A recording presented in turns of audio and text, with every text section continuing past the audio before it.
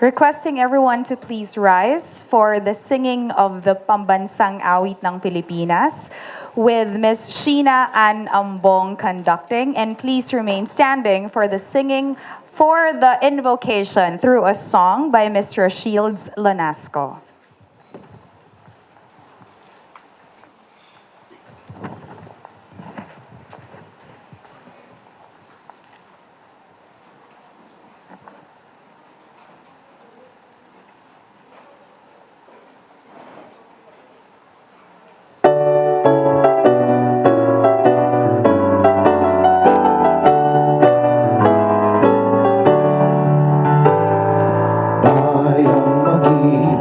Perlas ng silanganan, alab ng puso, sa dibdib mo'y buhay. Lupang hinirang, tuyad ka ng magiting, sa manlulupig, di ka pa sisiil. Sa dagat at bundok, sa simoy at sa langit mong bughaw, may dilag ang dula at awit sa paglayang minamahal. Ang kislap ng watawat mo'y tagumpay na nagniningning, ang bituin at araw niya kailan pa may magdidilim. Lupa ng araw ng luwalhati pagsinta, buhay ay langit sa piling mo. Ang ligaya na pag may mga api, ang mamatay ng dahil sa'yo.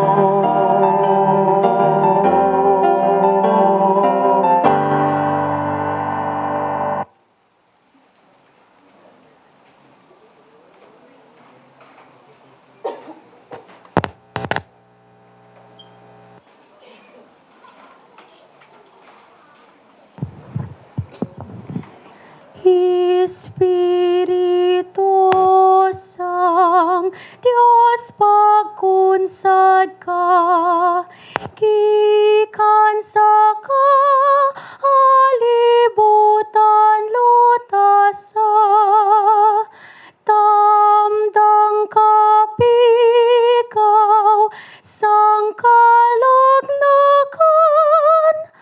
paligi nga ikaw higugmaon.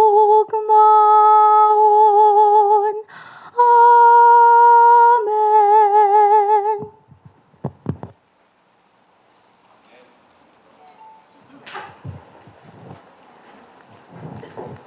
You may now all be seated.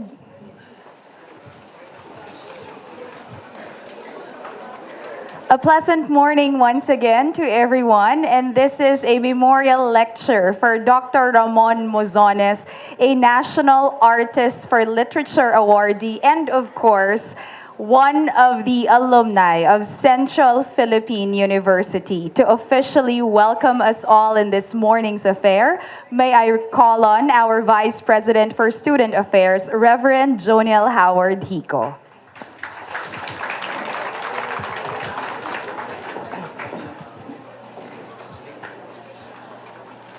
Dr. Cecilia Locsin Nava, our guest lecturer. She will be formally introduced later. Attorney Rex Muzones, son of Attorney Ramon Muzones and his wife Gloria. Attorney Von Lovell Bidonad, CPU Board of Trustees Chair. Attorney Zacarias Bidonad Jr., Dean, College of Law. Members of the Board of Trustees of the CPU AAI who are here.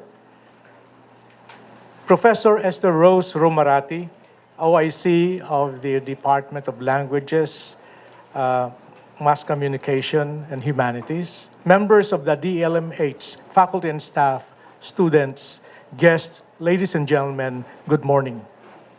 In behalf of the University President, Dr. Chidoro Sirobles, I welcome everyone to the Attorney Ramon Larupay Muzones Memorial Lecture.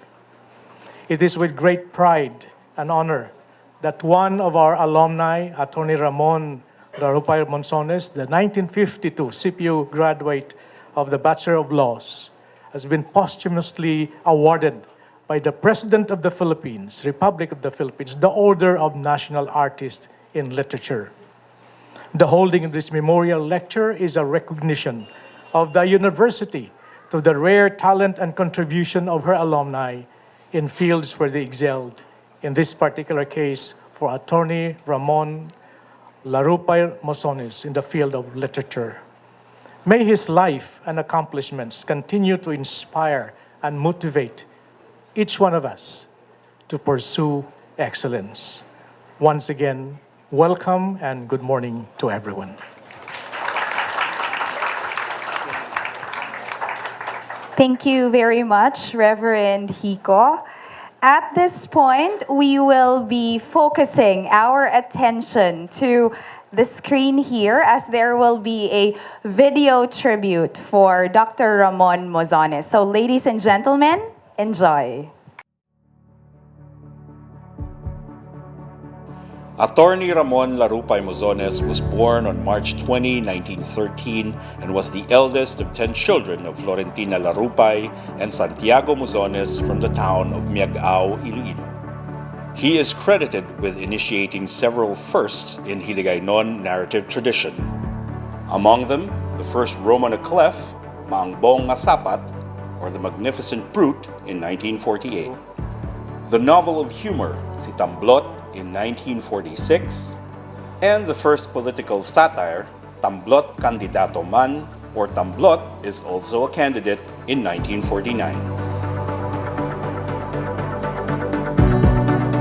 A champion of the Hiligaynon language, he authored a Hiligaynon dictionary and grammar to combat the youth's growing post-war preference for the English language, and co-founded the Gakod ni Sumakwel, or the Knights of Sumakwel, or Sumakwelan, the oldest and largest surviving society of Ilonggo writers in the Visayas, Mindanao, and Luzon, of which he was the president from 1948 to 1950.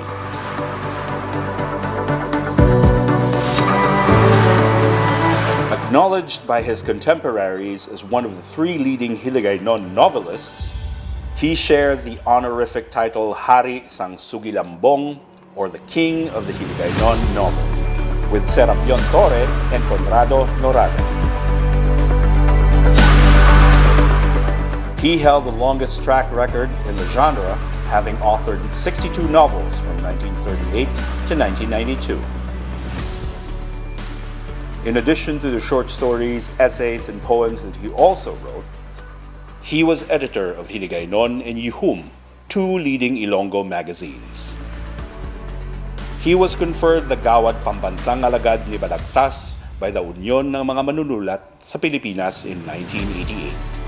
The Gawad CCP para sa Sining by the Cultural Center of the Philippines in 1989. And posthumously, the Gawad Bonifacio sa Panitikan Centennial Award by the National Commission for Culture and Arts in 1997. The Order of National Artists is the highest national recognition given to Filipino individuals who have made significant contributions to the development of the Philippine arts. The notable artists for literature are Amado V. Hernandez, Jose Garcia Villa, Nick Joaquin, Carlos P. Romulo, Francisco Arceliana, NVM Gonzalez, Rolando Estino, Levi Celerio, Edith El Tiempo, F. Sionil Jose, Virgilio S. Almario, Alejandro Roses, Bienvenido Lumbera, Lázaro Francisco, Cirilo F. Bautista, Resil B. Mojares. On the 24th of October 2018, Atty Ramon Muzones was conferred the Order of National Artists for Literature, or Orden ng Pambansang Alagad ng Sining, posthumously by the President of the Republic of the Philippines, along with Ryan Cayabyab for Music, Francisco Manosa for Architecture and Allied Arts, Resil Mojares for Literature, Larry Alcala for Visual Arts, Amelia Lapena Bonifacio for Theater, and Kidlat Tahimik for Film and Broadcast Arts. 2 of Atty Muzones' novels were translated by Dr. Maria Cecilia Nocsin Nava, a specialist in the literature and culture of Western Visayan studies. Her 32-year study on Muzones was instrumental in his winning the 2018 Order of the National Artist, the first regional writer to do so, in the 45-year history of the award. Many firsts in Hiligaynon literature. He was the first one who did a comic novel, the first comic novel, or I think it is the only novel of humor in Hiligaynon literature. The history of Iloilo is actually in one novel of his. It's called Malala nga Gutom, which translated in English, he translated it as Malignant Hunger. After I started working on him, he won 3 national awards. No, 2 of them during his lifetime. In 1988, the Union ng Manunulat ng Pilipinas, UMPIL, this is Writers League of the Philippines. Okay, he won that national award from them. And then in 1989, CCP gave him also a Gawad sa Sining Award. Okay. And then, much later, in 1998, National Commission for Culture and the Arts gave him the Centenary Award. Atty Muzones was married to Adelaida de la Cruz of Cabangcalan, Negros Occidental, and had 7 children: Rene, Rex, Rafael, Rita, Raquel, Ramon Jr., and Rui. Atty Muzones received his Bachelor of Laws degree from Central Philippine University in 1952.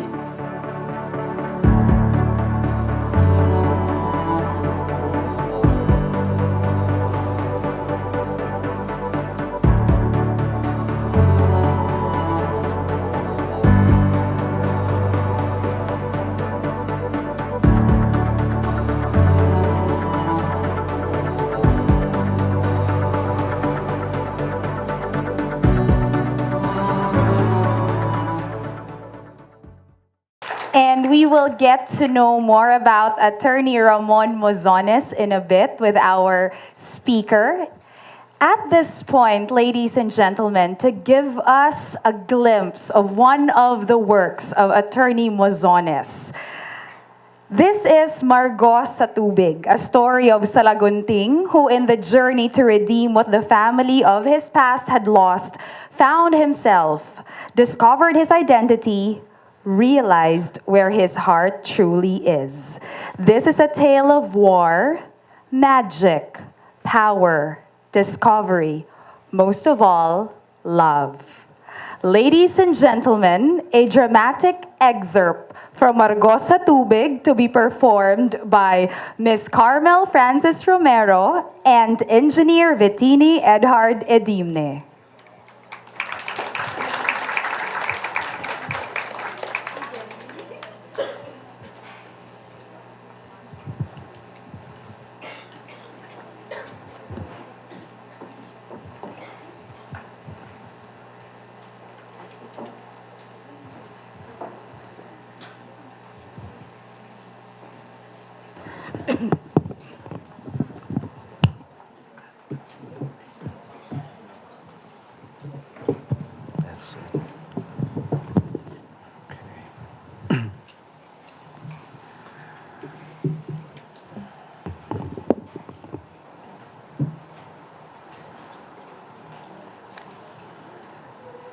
Katipayan! Katipayan, this is Salagunting! Salagunting? Katipayan, I came from the kingdom below to look for you. Look for me. But what for? I no longer live. Katipayan, you have no idea how many obstacles I had to hurdle. Yes, you can blame me. But if you only knew what I went through, you would pity me. I know everything that happened to you. I have never been remiss. In every place you were, I followed you to make sure that no harm would come to you. But bitterness was all I got. If everything I did filled you with bitterness, that is because of my own flaws. But there were many things I did above ground that may look bad, but were well-intentioned. Not all the things that I did showed my true feelings. In my search for my destiny in this cruel world, I have never forgotten you. It's true, I made mistakes. I do not deny it. But can't I be forgiven? My heart, Salagunting, it is forgiving. How many times have I forgiven you without your even asking for it? I believe that true love is forgiving, not vindictive, even if that love was wounded and deceived. That's enough, Katipayan. I search for you to wash away my sins, to kneel at your feet and ask for your pardon. That's because I have learned from the cruelty of this world, and I fault myself. I punish myself for being remiss. Now I am paying dearly for these sins. I don't ask for payment because you owe me nothing. All I want from you is allow me to find an end to my misery. Katipayan, I am here, and you should know that I came to visit down below expressly for you. Now that I've seen you, it won't do for you to refuse to come with me to that piece of heaven I have put up. I will bring you against your will. That is my intention. Against my will. Have you also become a bandit? Like the Sultan of Margosa Tubig? Yes, I am a bandit. If that is what you call one who follows his feelings, is a person who wants to recover an old precious treasure that slipped away a bandit? I have no desire for glory like Dato Kadlum of Sarawak. More precious than gold is the treasure that I have retrieved, that I will never lose again. No, I will not let you go. Do you understand that?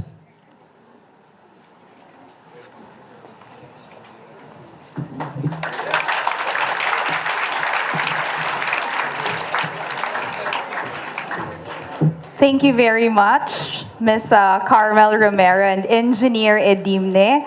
So kids, remember, love is forgiving and never vindictive.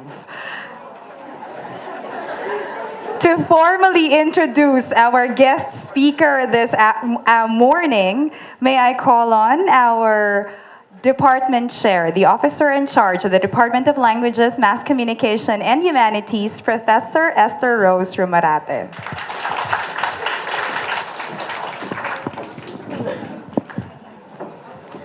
Morning, everyone. I'm deeply honored to introduce to you our guest speaker in this first Ramon Muzones Memorial Lecture. When news broke out that Ramon Muzones was declared National Artist on October 24th, 2018, I immediately called to mind this passionate and dedicated Muzones scholar whom I met for the first time on February 12th, 2015 in her beautiful home in Bacolod City. That time, my West Visayan literature research team and I were on a quest to find out more about the Ilonggo artist, specifically the Ilonggo novelist. In our conversations with her that time, she expressed interest to come to CPU and talk about Muzones. Since then, I have had several attempts to organize a convocation for her. But God's timing is always perfect. What better time for her to come to CPU than now, when finally her wish to have Muzones recognized as national artist has come true. Allow me to tell you more about this rare gem of a scholar. A specialist in the literature and culture of Western Visayan Studies, Dr. Maria Cecilia Nava is a bilingual writer, researcher, and translator. She was once the College of Arts and Sciences Dean and Mass Communications Head at the University of St. La Salle in Bacolod City. She also previously taught at St. Scholastica's College in Manila, Miriam College, and Ateneo de Manila University. She served as research consultant of St. Pedro Poveda College. Dr. Nava earned her Doctor of Philosophy in Philippine Studies from the University of the Philippines, Diliman. She holds a master's degree in English literature from the Ateneo de Manila University and a Bachelor of Arts major in English literature and pre-medicine degrees from the University of Santo Tomas. She was the first curator and director of the Negros Museum, as well as that of Museo Negrense de la Salle. Excelling in both teaching and writing, Dr. Nava received various awards and fellowships. In 1994, she received the very prestigious Metrobank Outstanding Teacher Award. A year before that, she was the first recipient of the Most Outstanding Teacher Award given by the Negros Occidental Private School Sports, Cultural, and Educational Association. In 1999, she was named by the Soroptimist International of Bacolod Woman of Distinction in Education. She was a member of the 1995 Rotary Group Study Exchange Team to Brazil and was visiting professor at the Catholic University of Daegu in South Korea in 1998. She was also a writing fellow of the Iligan Writers Workshop and the UP Barlaya First Children's Literature Writing Workshop in 2001.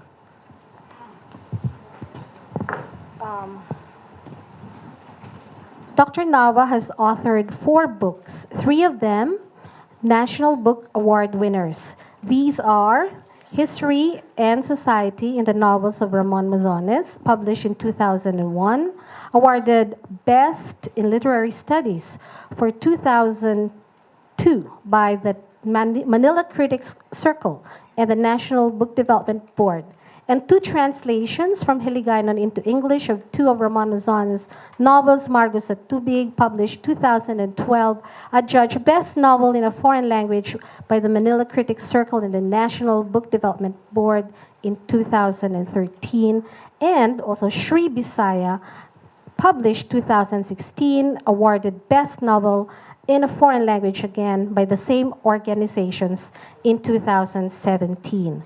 Her 32-year study on Muzones was instrumental in his winning of the 2018 Order of the National Artist, the first regional writer to do so in the 45-year history of the award. She likewise penned From Reduction to Subversion, The Evolution of the Hiligaynon Corrido, published 2008, and wrote for and edited 105 Western Visayan icons, National Commission for Culture and the Arts, Dalubhasa Sining's K-12 project. In recognition of her work in education, local arts, and culture, the provincial government of Negros Occidental conferred on Dr. Nava the Outstanding Negrosanon Award in 2016. She also won in 2017 the first ever Researcher's Prize from the National Commission for Culture and the Arts for her book on composer, actor, playwright, and director Joel Arbolario. Finally, she received another grant from NCCA for an illustrated children's book on folk literature in Negros in Hiligaynon, Cebuano, and English. Our speaker has not engaged only in writing, translating, researching, and teaching. Having been a breast and bone cancer survivor for 18 years, she founded Bosom Care, the Bacolod Breast Cancer Support Group, in 2003, of which she is president. This is to help cancer patients by providing, among others, free mammograms. Centralians and guests, let us welcome the leading Muzones scholar in the country, Dr. Maria Cecilia Locsin Nava.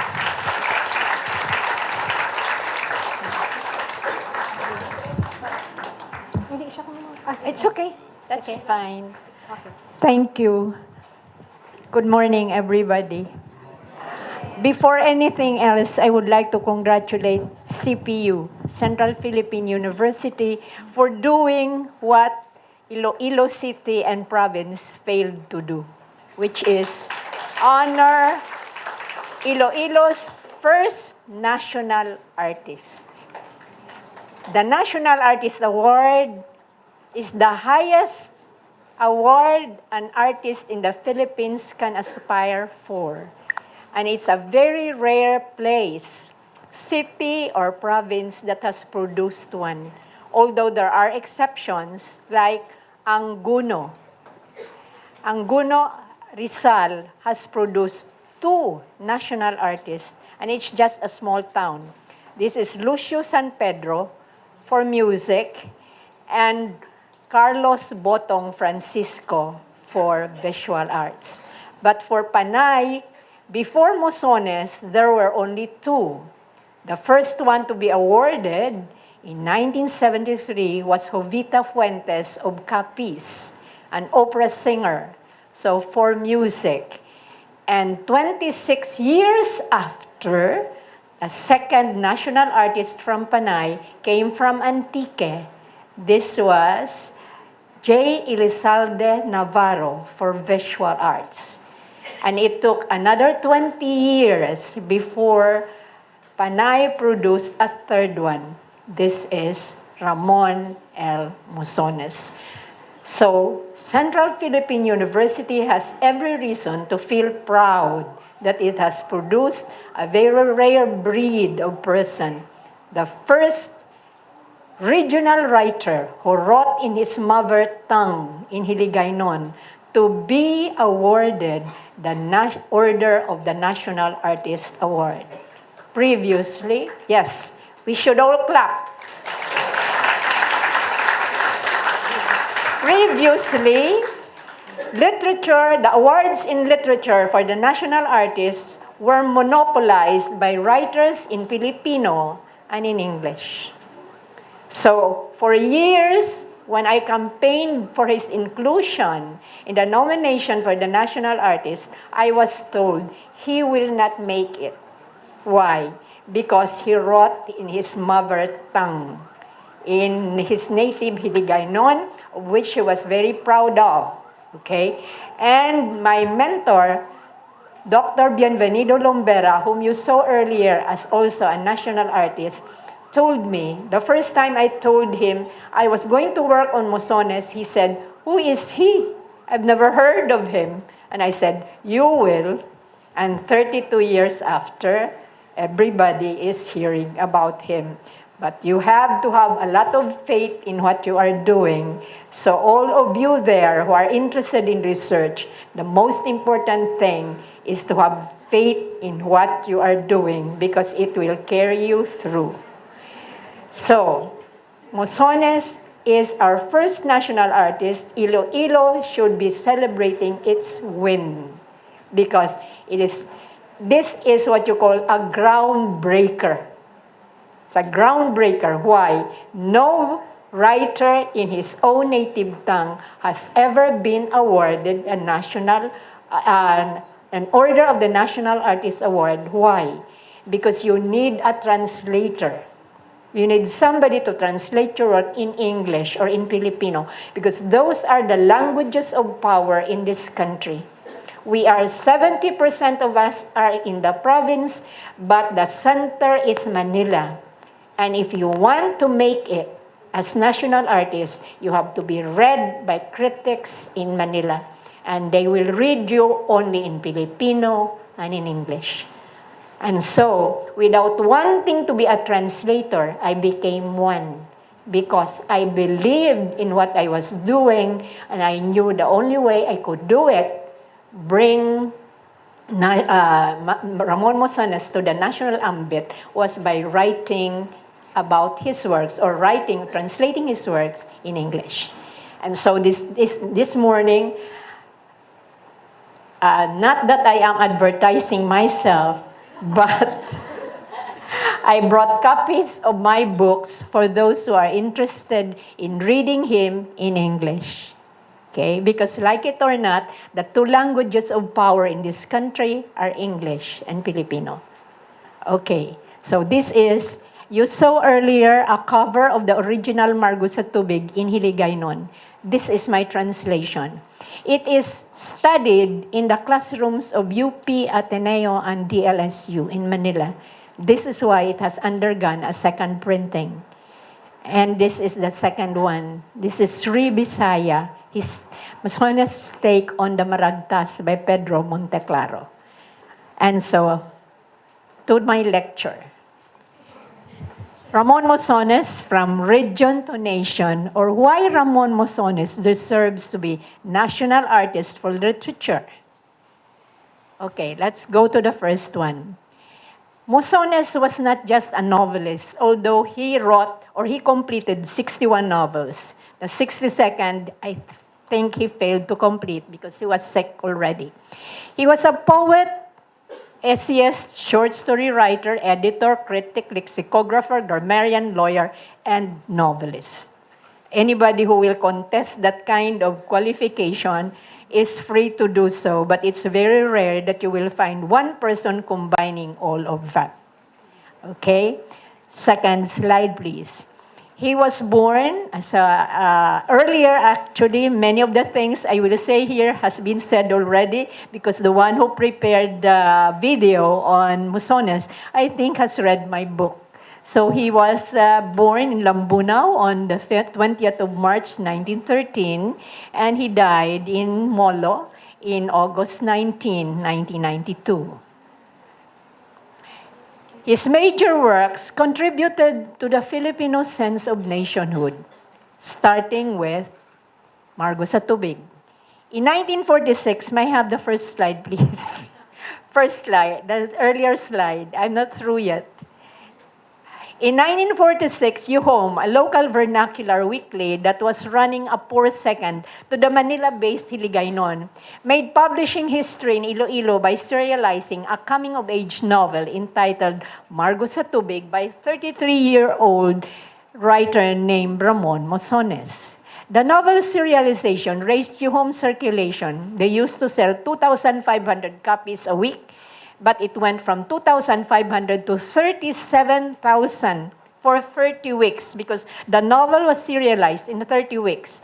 This was an impressive record considering that its nationally distributed rival, Hiligaynon, which is published in Manila and circulated all over the Philippines, was only grossing 12,000. Combining Bildung's Roman, epic, history, legend, and romance, the novel dealt with the arduous struggle of a talisman Muslim hero to regain Margo sa Tubig, the kingdom his grandfather lost to an overweening tyrant that his father tried to regain at the cost of his own life. Next slide. This is the original novel, which was serialized in Yuhom and published in book form by a local publisher by the name of Mariano Jolosa. Next slide. Margo sa Tubig's success inspired Mariano Jolosa, a local publisher, to print in serial form the book, which one enterprising customer made a minor fortune on by selling hundreds of copies. So he bought them very cheap and he sold them to homesick Ilonggos abroad for $2 a piece and made a fortune. So this became Hiligaynon's literature's first international bestseller. The only one who failed to make money on the book was Muzones because he believed in Mariano Jolosa and did not ask for a contract for copyright. Written after the Second World War, Margo sa Tubig struck a nationalistic chord with its post-war audience, who read rightly into Muzones' portrayal of his young heroes' repeated efforts to wrest back control of his kingdom, the Philippines' own attempts to ward off successive foreign invaders. So this did not need any explanation. What is 1946? This is the end of the war. Okay, and so people were hungry for stories of heroism and for the struggle of Philippine independence, and he struck a nationalistic chord. That's why Yuho made a small fortune on the sale of its serialization. Next slide. Muzones tried his hand at a variety of literary types. You name any type, he wrote it. He wrote romantic novels, realistic, socio-political, humorous, satirical, and he was successful in all. Okay? But his specialty, he found his métier in the epico-historical allegory. National artist Virgilio Almario believes Muzones invented a new genre or a new type. He called it historical fantasy. Okay? Because given his idealistic and reformist bent of mind, he was a very idealistic person. He turned to this type again and again because it provided him material for two things that he was obsessed with. What is that? The making of an ideal leader and the concept of a just society. So he was a nationalistic writer. In his novels, if you read his novels, you will notice that he is always talking about an ideal leader because he was interested in the politics of power, okay, and the ideal or just society. Next slide. So his major themes, novels, portray what Wuli Soyinka calls a visionary projection of a society, a hope for a better future. Or Benedict Anderson's imagined community. And this include his Muslim trilogy of Margo sa Tubig, Amurokpok, and Maratabat. Muzones was a great admirer of Muslim culture and Muslim heroes. Why? He admired the Muslims because they were never really subdued by our American or Spanish colonizers. And so therefore, he gave them credit for that. Now, in these novels, he depicted the overarching theme of eternal vigilance is the price of freedom, as Maranaos and Tausug struggle for unity in the face of tribal division. While in his two Maragtas-inspired novels, Sri Bisaya and Bugna, he wrote about how 10 Bornean datos craft a pre-colonial democracy in Edenic Panay, which they bought from the Atis, while in Bugna, he tracks the odyssey of Atimawa, or a lower-class hero, into Magginoo status and Agurang status. Why? Because he was very much concerned or obsessed with the idea of social mobility. He loved to tell stories of how people pull themselves up by their bootstraps and eventually better themselves. And he had great faith in the Timawa. Okay, in the next slide. So his major themes were this, and applied to the present, he wrote what you call a socio-political novel called or entitled Malala nga Gutom, translated in English, Malignant Hunger, in 1969. Note that date. This was during the time of Ferdinand Marcos, because this novel is actually a commentary on the Marcos regime. Here, however, he captures also the post-war dispersion of political power in Iloilo City and the rise of the Ilonggo independent-minded voting public, as well as the ascent of Rodolfo Ganson, the prototype of the novel's biblically named hero, Ismael Apostol, who represents Ganson. Ganson is important in Iloilo history because he irrevocably changed Iloilo's political scene by wresting political control from Iloilo's socio-economic elite, typified by the late Vice President Fernando Lopez, who dominated Iloilo politics from 1953 to 1973, thus paving the way for a more egalitarian Ilonggo society. The next slide. Why is Muzones so important? He did not just write 61 novels of various types. He did a lot for the Hiligaynon language. A rabid regionalist, he got caught up in the Back to the Native movement in Hiligaynon literature. So he wrote what Caroline Howe calls necessary fictions, narratives that supply a paradigm for a collective imagining, and he also exerted indefatigable efforts to disseminate and promote Hiligaynon, as well as to strip it of its foreign borrowings. Believe it or not, he started out as an English writer, then he went on to use Filipino or Tagalog, but he went back eventually to Hiligaynon because he believed it is the more expressive, the more nuanced, and the richer language. So he was really in love with the language, and so he offered, what did he offer? A Hiligaynon dictionary and a grammar to combat the youth's preference for English, which earned him a language consultancy in the public schools. Today we talk about K-12. Muzones dreamed that up a long time ago. Using the vernacular in the first 2 years in order to promote learning. And he was right, because we are back to it again. To address Hiligaynon's downgrading to the language of the marketplace, he fathered 2 writers' groups dedicated to the enhancement and preservation of his native tongue. These were Talapuanan Hiligaynon or Hiligaynon Society in 1946, which upon his instigation fused with 2 other writers' groups, Tulaling Bagakay and Talapuanan Sidlanganon, to form Gakod ni Sumakwel or Knights of Sumakwel o Sumakwelan, the largest and longest-lasting Hiligaynon writers group in the country today, of which he was its first president. Next slide. What is his distinctive style? His literary model was Ernest Hemingway. And so he strove for a crisp, lucid, spare style characterized by short sentences and terse presentation, much imitated by younger writers like Conrado Norada and Purita Araneta, who used him as a literary model. Okay? When he did that, he was doing something very revolutionary. Why? Because Hiligaynon literature was just emerging from the shadow of the corrido. What is the corrido? The corrido is the metrical romance which the Spaniards brought over here into the Philippines. You still see the corrido whenever you watch a teleserye. Why?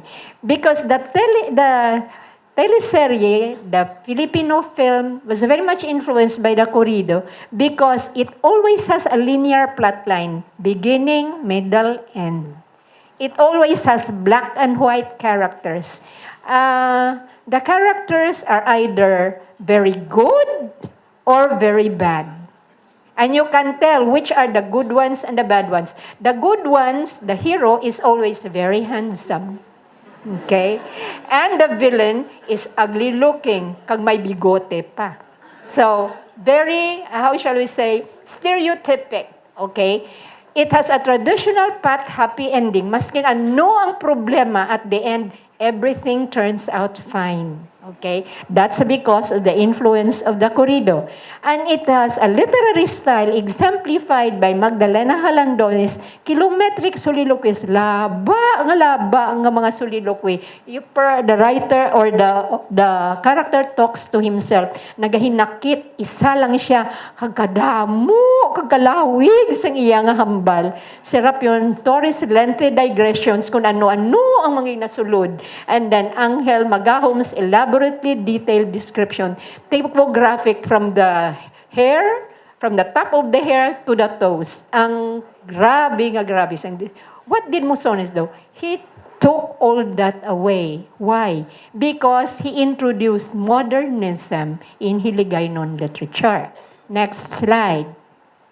Also, because he was so good in both the native and the foreign tradition, ginmixkla niya ang mga aton nga mga genres nga native kag indigenous like Urubaton, Banggianay, Sunggalambong, Asoy, Binalayban, intrahan niya sang foreign nga Mexican corrido using from Western literature, allusion, understatement, hyperbole, irony. Gusto mo makita ni tanan, you read the novel, si Tamblot, because he switches from prose to poetry, from poetry to drama, to epistolary, and back and forth. And he does this at the drop of a handkerchief. Why? Because he was an excellent writer.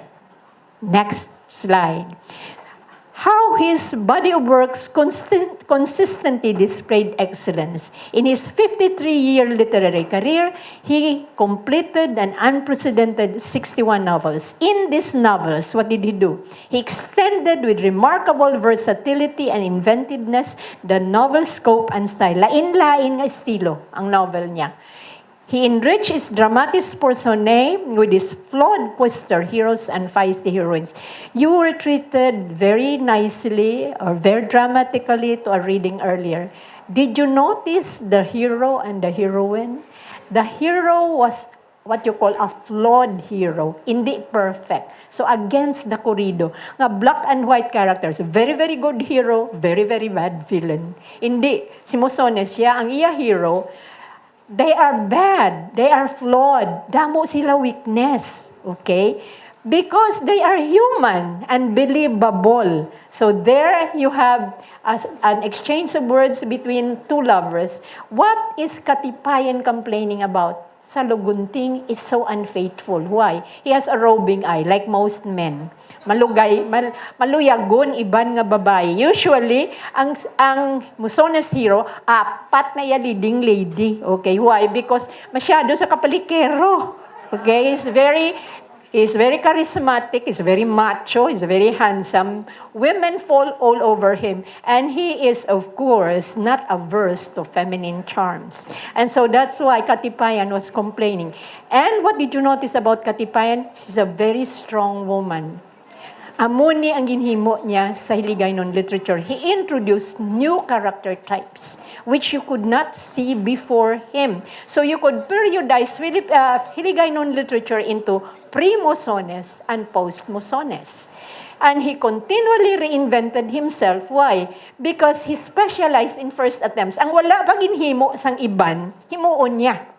So the first Roman Aklef, what is that? It's a novel based on a real-life story. This is the story of Josefino Sinisal. I don't know if you've heard of him. But he was a guy who actually, spirited away very rich heiress in Manila, and the parents got back the girl again.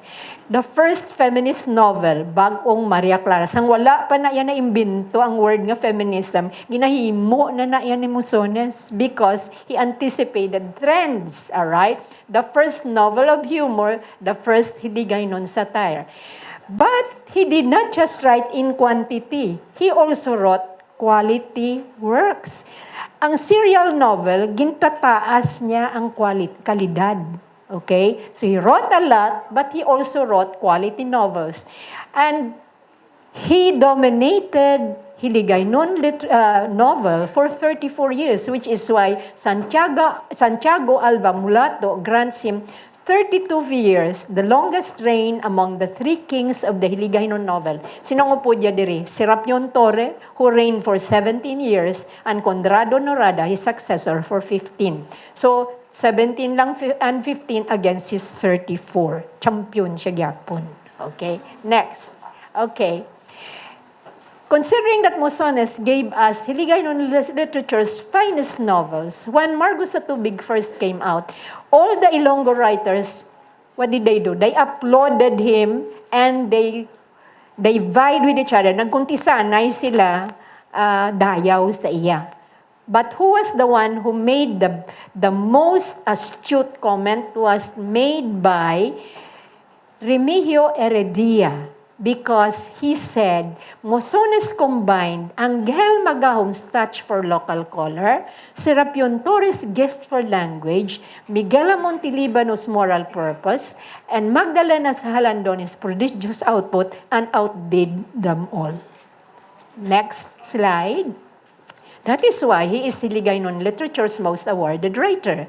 He got the 1988 Gawad Balagtas Award conferred by the Union ng Manunulat ng Pilipinas. In 1989, he won Gawad sa Sining Trophy from the Cultural Center of the Philippines. And in 1998, he got the Gawad Bonifacio Award sa Panitikan from the National Commission for Culture and the Arts. Next slide. Why is he a national artist? Because he covered all the major developments or isms in Hiligaynon literature, from its rise to its decline. He anticipated trends like feminism and magic realism, so it is not an exaggeration to periodize Hiligaynon literature as either pre-Muzones and post-Muzones. Therefore, any omission of his many literary achievements would leave a gaping hole in the history of Philippine literature. That is why Bel Sobreveга, prize-winning Hiligaynon short story writer and essayist, paid him the supreme accolade when he said, no other writer could rightly claim to have done more for Hiligaynon literature than Ramon Muzones. Next slide. And so, here is now Margo sa Tubig in translation, because we cannot find the old copy. I have one given by Mariano Jolosa, and it is Puno Buho Sang Anay. And I use this for my translation because I thought if people cannot read the original, at least they can read the translation. And one of my favorite fantasies is that when I die and I go downstairs or upstairs, I will meet Muzones, and Muzones will say to me, like Gabriel Garcia Marquez to his favorite translator, your version is better than mine. Okay, next slide. It's just a fantasy. And the other book is Sri Bisaya, which is his take on the Maragdas. Do we know what the Maragdas is? It is the most important piece of literature among the Western Visayas. It's the story of 10 Bornean datos who came to Panay and bought land from the Atis and became what? Your ancestors. Okay? So this is his take on the Maragdas. And the next slide. A reading of a translation of 2 of his major novels, that's the one, okay, reveals that even outside Western Visayas, his importance is recognized. Bienvenido Lumbera, my mentor, who told me I should be writing about Magdalena Halandoni and not Muzones because he has never heard of Muzones. Finally got convinced because by the time I translated this, he wrote the book blurb and he said something like, Muzones is a master novelist who claims his rightful place in national literature. So after 32 years, I convinced him. A national artist, Virgilio Almario, announces his support of Muzones for national artists in his foreword to my translation. These were the people who voted for him to become national artists. And prize-winning Ilonggo writer Leoncio Dariada considers him the greatest Hiligaynon writer and a writer of epic proportion whose recognition as national artist is long overdue. So now, he is finally recognized. Therefore, given Muzones' achievement, his talent is too large to be contained in one region. He belongs to the nation. That is why I entitled my talk, From Region to Nation. Next slide. Given the fact that we are a multi-ethnic, multilingual people with 70% of us living in the province, the late national artist Rolando Tinio decades ago contended that Philippine literature is really in vernacular. Because most of us speak in a regional language. It is only literature in English and in Filipino are very powerful, are very well known because those are the languages of power, but they are not the language of the majority. Okay? Yet it took 45 years after the Order of the National Artists was instituted in 1972 for a writer from the region to break the monopoly of writers in English and in Filipino. Why is that? Because people in Manila control the power. And they look down on us from the province. And so it took Muzones to break that particular bias, okay? And so, considering Muzones' groundbreaking work, not only in the novel, but in the promotion and the preservation of the language, of the Hiligaynon language, it is up, therefore, that the first regional writer to break the monopoly is Muzones. And that is the reason why we honor him now. Thank you.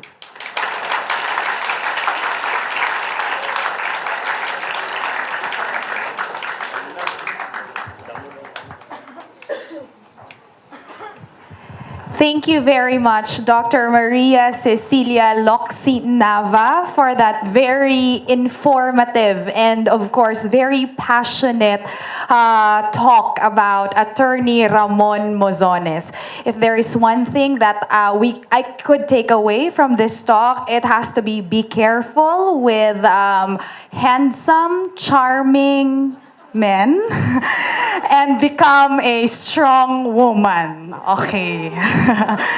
Okay, so thank you once again. And we will have more talk about Attorney Ramon Muzones with Dr. Nava later in the open forum part of this program. At this point, let us be entertained by a very special number to be given by Ms. Rochelle Lonasco.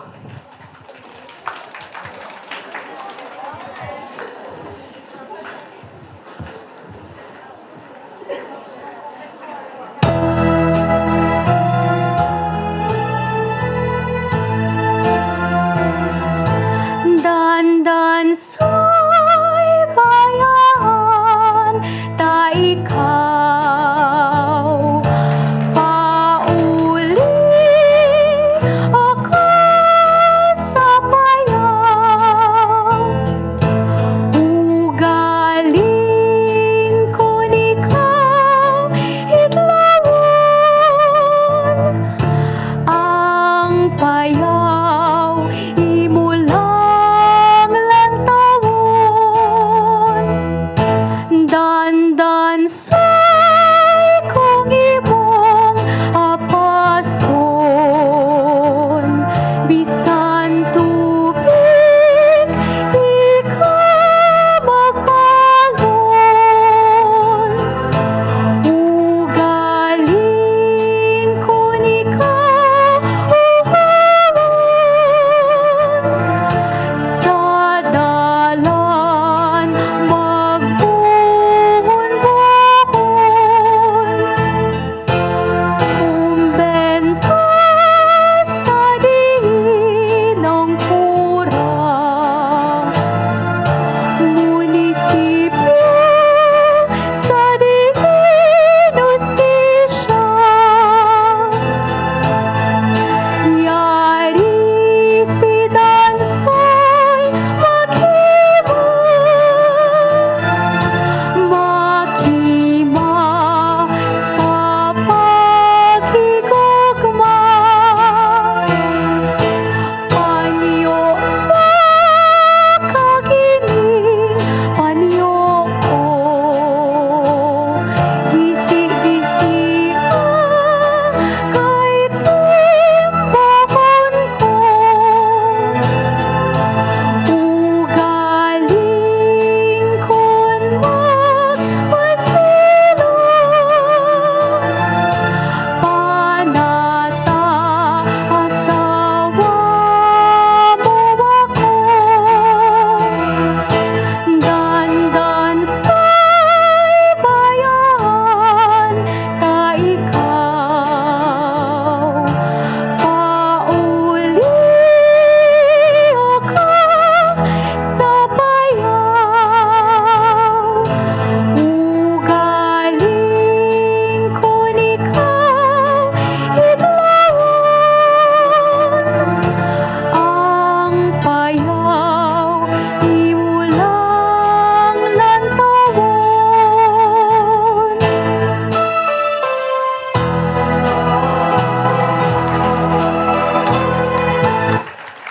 Thank you very much, Ms. Rochelle Lonasco. At this point, the floor is open for your questions, and I believe our guest lecturer this morning is very much ready to answer your questions about our Attorney Ramon Muzones. Anyone who would like to start?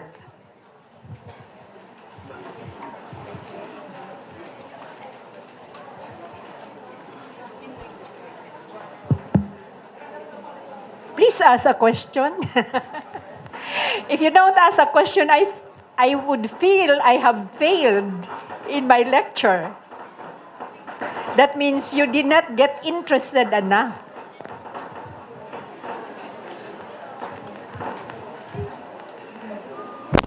Don't. Okay. You can proceed to Yes, the microphone. Please use the microphone in the center, yeah? And please introduce yourself. Please introduce yourself before you ask the question. Good morning. Morning. Good morning, ma'am. I'm attorney Jeremy Bionat, a student once several generations ago of Central Philippine University. While I'm aware that the late Ramon Muzones was a graduate of CPU College, CPC during the time, Central Philippine College, College of Law, I wonder if you have come across his earlier student days. I'm not aware if he also took his bachelor of, bachelor, no, associate in arts here in CPU, because I'm more interested in what could have made Ramon Mosones a great writer. What was it? His academic background in CPU or what? I think he started very early. This was a person who showed early a literary gift. Because when he was in grade school, he earned pocket money writing 3/4 of the class's composition and charging 20 centavos per piece.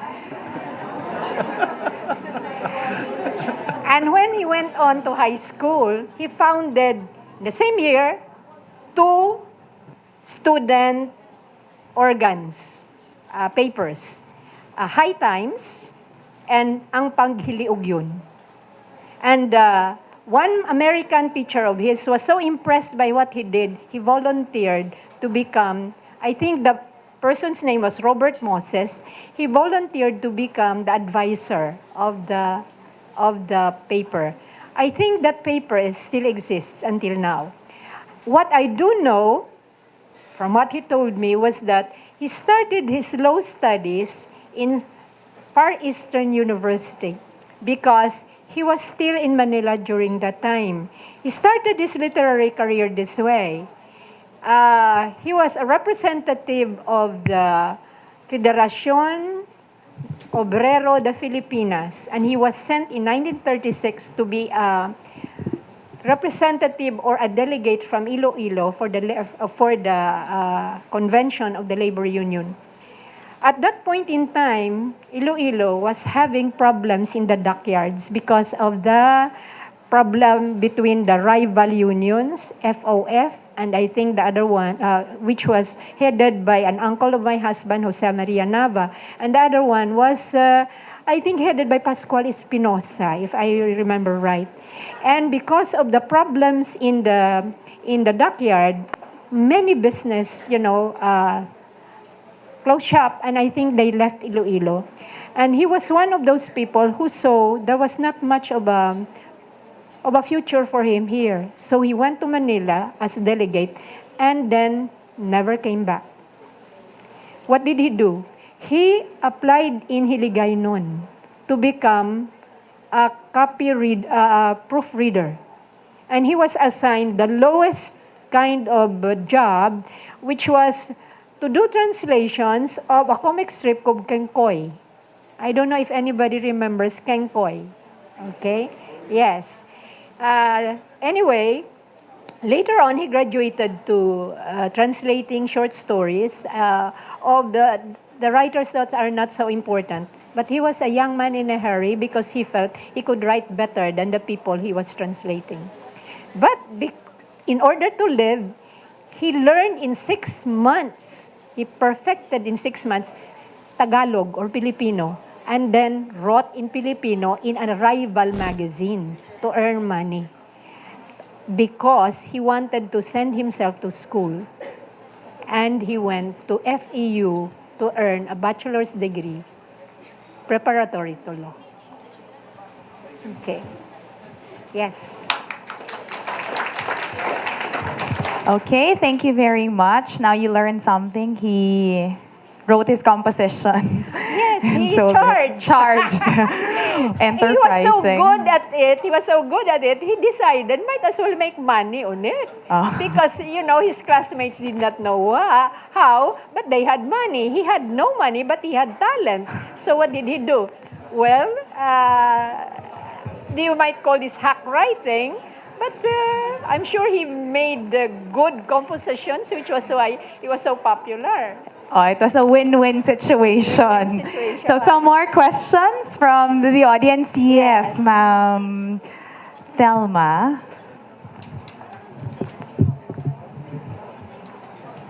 Morning, ma'am. Morning. Okay. I'm more interested in you. Yes, Ma'am, please introduce yourself, Hanay, to be recognized. Sige, I'm Ma'am Thelma Hagisan from the Department of Languages, Yeah. Mass Comm and Humanities. Okay. I'm more interested in you. What are the circumstances that made you a scholar of Atty Ramon Muzones, please? Okay. Well, I had a crisis in my professional career Okay. in LaSalle, and I decided to go back to school. Okay. Okay, because all right, I think I had an education which most people in my generation had, or we still have that kind of education. We call it a colonial education.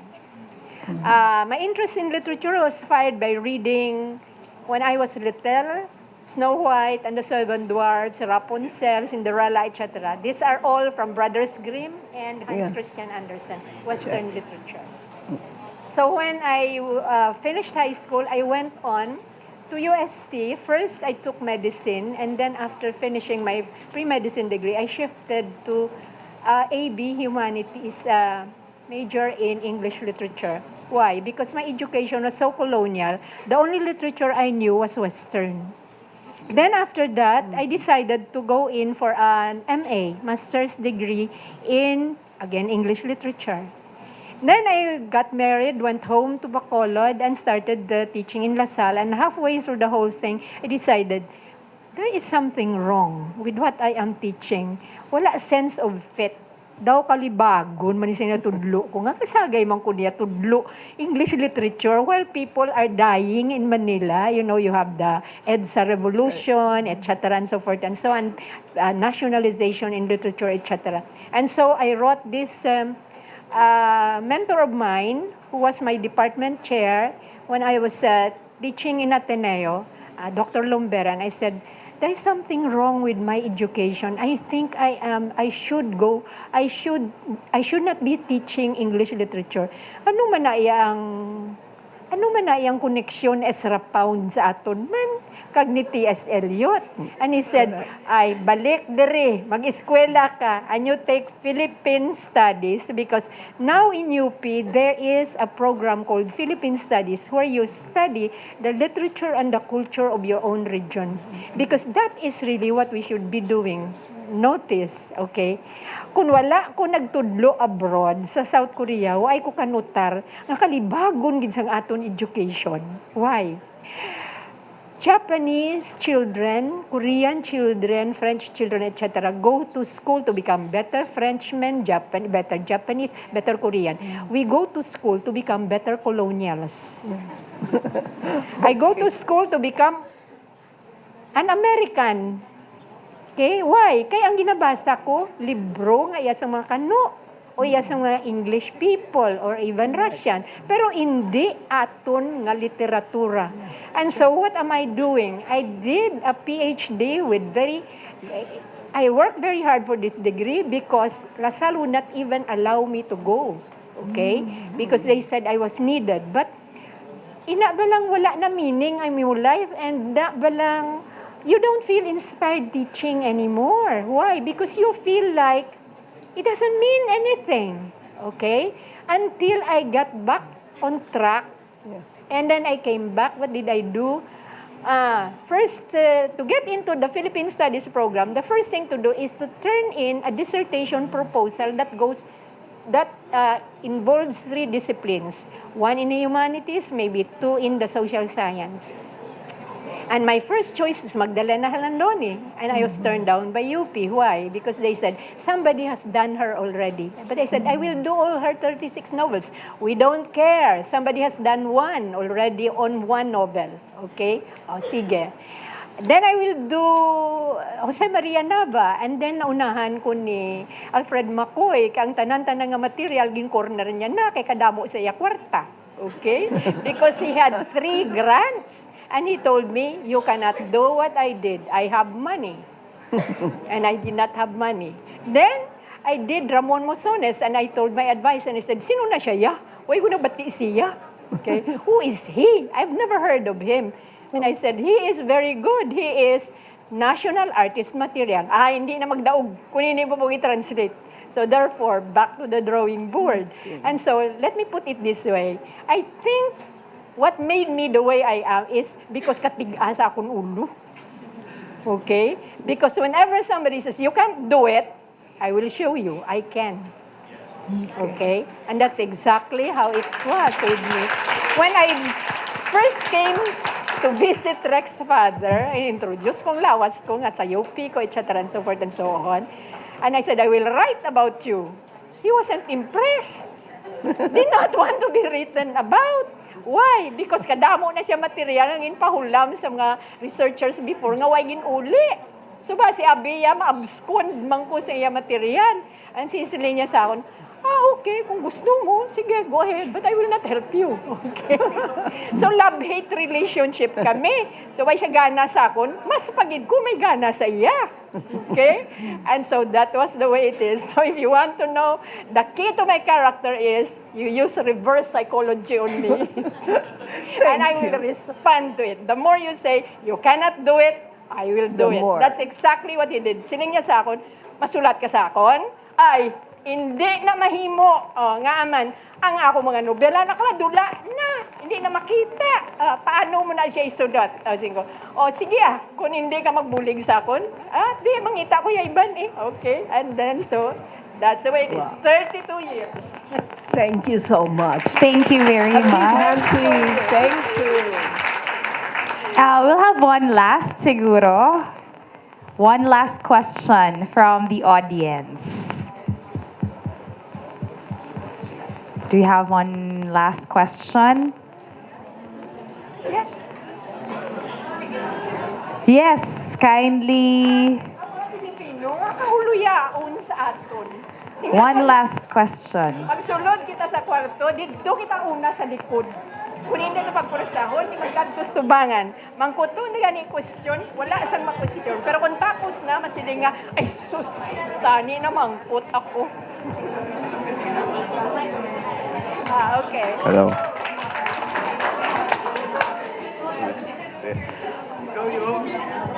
Good morning, ma'am. I am Don Emmanuel Derek F. Pedigosa from Grade 12 Humes, Humanities and Social Sciences 2.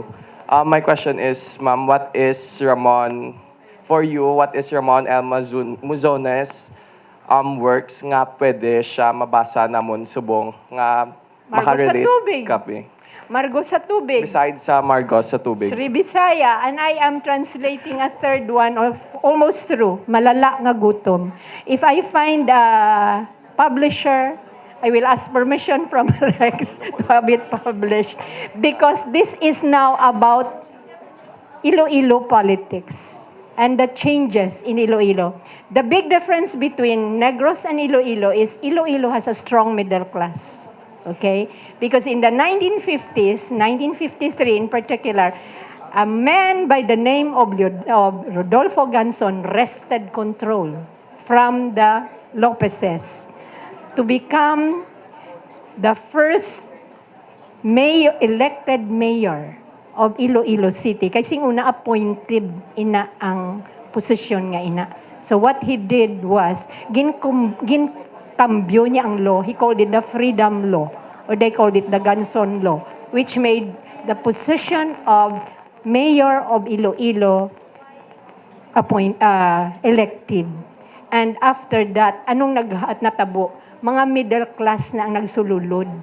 The great difference between us in Negros and you here is that before the socio-economic elite here were also the political elite. Sa Bacolod ya amuman na gihapon, diriya hindi na. Ang socio-economic elite, socio-economic lang ya sila. Pero ang political elite, ara na sa kamot sang middle class. That's essentially the difference, okay? And to me, that is very fascinating because what he did was he wrote or he captured the change, society in transition, okay? And we are always fascinated by change because change is the only certainty in life. Yes. May I add, I think there is an original version at the provincial library. There is Then one look for copy, it. but you're gonna take it out. Okay. There is also Xerox one in, I think in Lambuna or Kalinog. They are very rare. Yeah. But if you can find one, buy it because it is now a collector's item. Okay? So, And actually, I do lectures on Muzones, what I do is I bring a copy of the original. And then my own translation, and I ask them to read it one after the other to show you how well we can capture in English the language of Hiligaynon. I will check, ma'am, with the provincial library if Yes, you do that. through the kind permission of the family, if we can Yes. have it reproduced. Rex is here. And through the Alumni Association, we will give one copy to CPU Library. It will be ideal to print the two books side by side. So that the students will be able to read Yes. it in its And you original. will fall in love with your own language. It is Yes, a ma'am. beautiful language. The problem is we were never taught to love our own. We will. Before we became nationalists, we were internationalists first. Why? Because we are a product of colonization. So now is the time to write against our colonizers. Okay? Yes. Any other? May iba.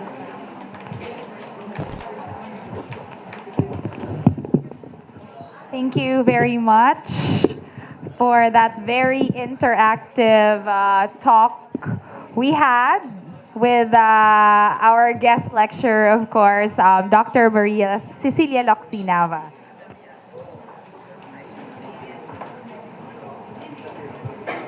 And at this point, we will be presenting our token of appreciation and certificate of appreciation to our guest lecturer.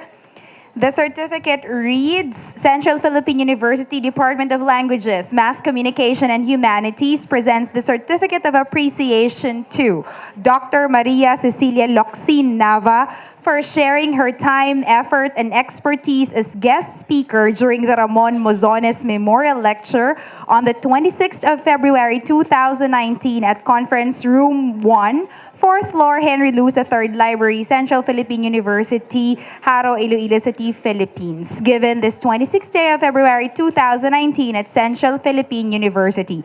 Signed, Esther Rose Romarate, Officer in Charge, Department of Languages, Mass Communication and Humanities. Dr. Stella G. Fernandez, Dean, College of Arts and Sciences.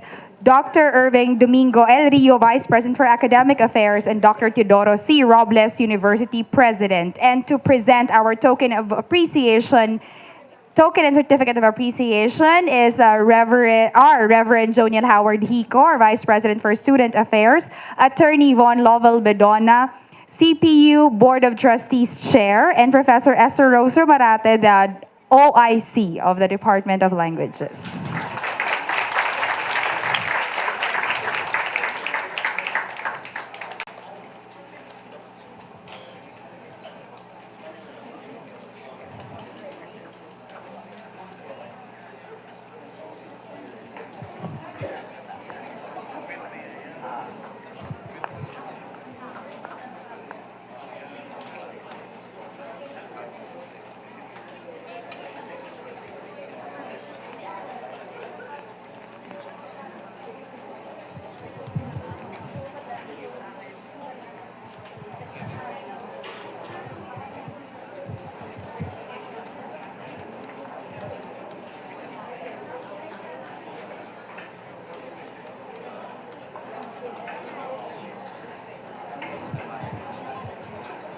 Joining with us this morning is Mr. Rex Muzones, the son of Attorney Muzones, and Miss Gloria Muzones, the wife of Sir Rex Muzones.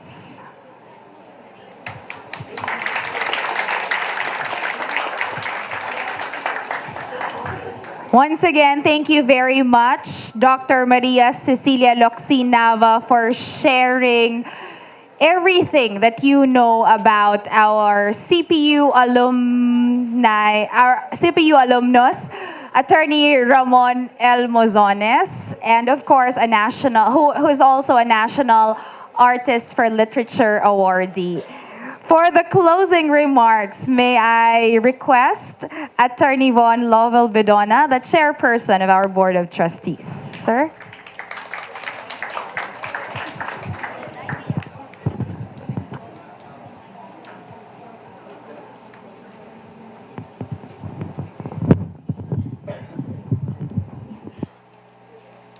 If examination will be given by Dr.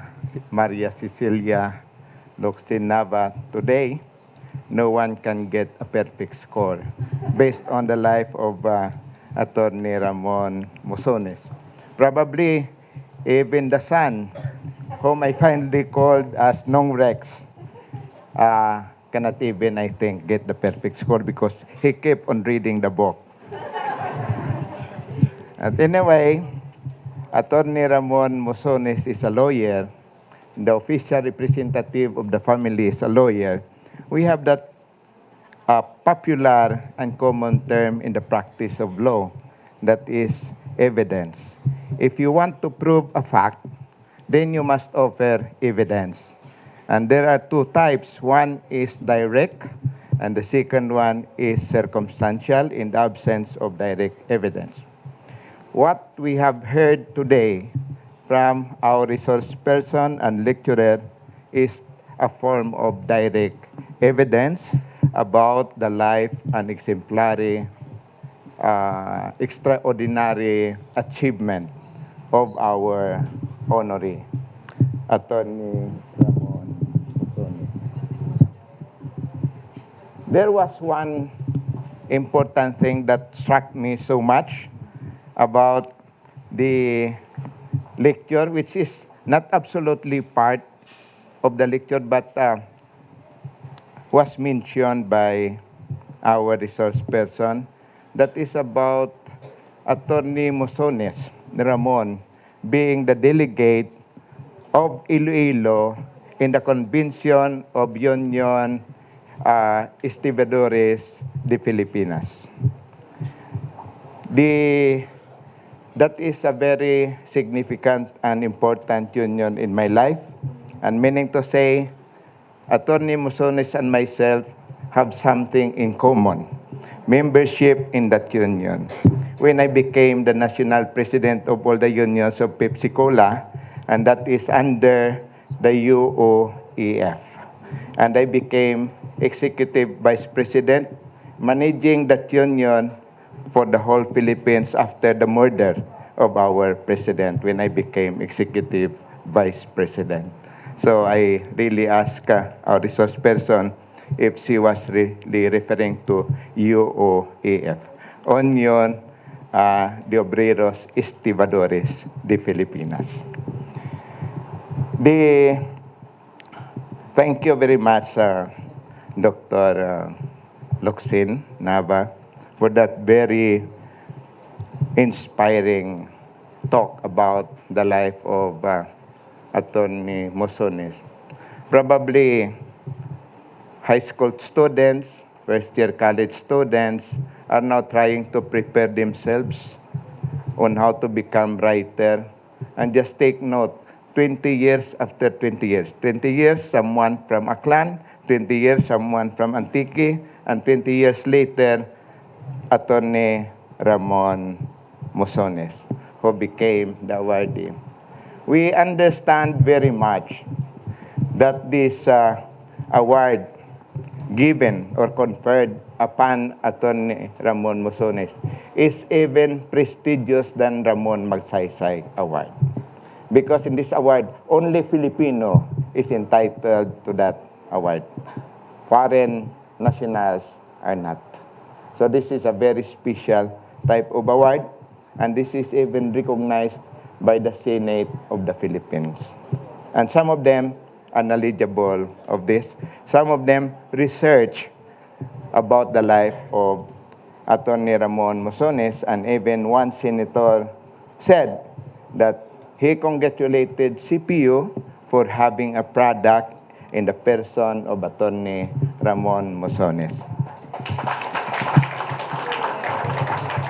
On behalf of Central Philippine University Board of Trustees, I would like to extend our appreciation to the family of Ramon Muzones, represented by Atty Rex Muzones, whom we knew many years ago when he was still very active in the practice of law, for giving us this opportunity to celebrate with them and to receive that kind of honor and prestige being given to CPU by Atty Ramon Muzones. And finally, I would like to thank each and every member of the family of the late Atty Ramon Muzones who is here today. My appreciation to all of you. And to the ones responsible for the preparation of this program, especially CPU Alumni Association Incorporated, headed by Engineer Boy Halbuena. The alumni is even faster in making decisions than the Board of Trustees.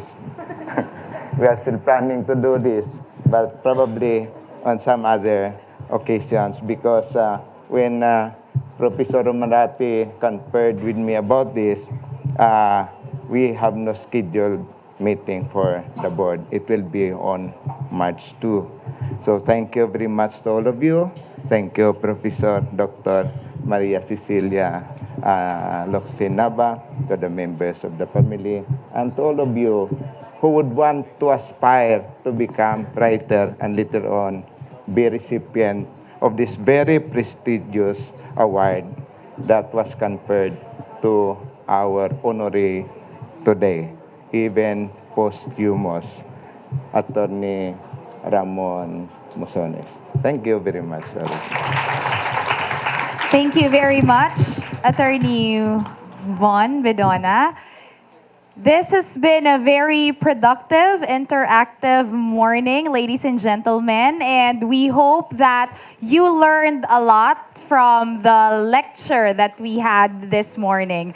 Thank you very much, and we wish you all a very great Tuesday ahead of you. God bless you. Thank you.